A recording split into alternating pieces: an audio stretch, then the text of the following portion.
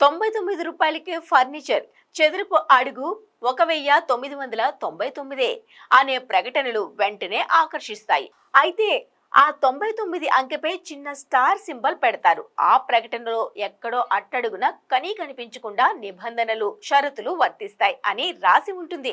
Marketing లో ఇదో వ్యూహం.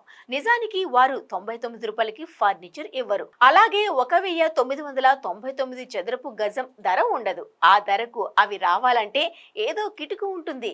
దానినే నిబంధనలు, షరతులు వర్తిస్తాయని చెబుతారు.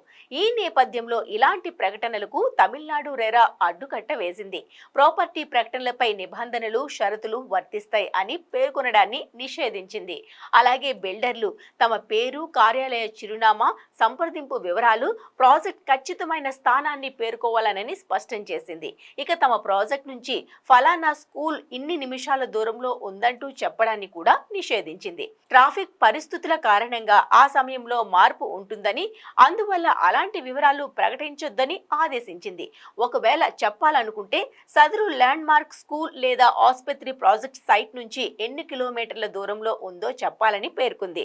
వార్తాపత్రికలు, మ్యాగజైన్లు లేదా వెబ్సైట్ ప్రకటనలోని అన్ని డెవలపర్ల ప్రాజెక్టుల ప్రకటనలు ఫారం సిలో ఇచ్చిన క్యూఆర్ కోడ్ తో కూడిన Tamil Nadu RERA registration number, authority website చిరునామాను కలిగి ఉండాలి.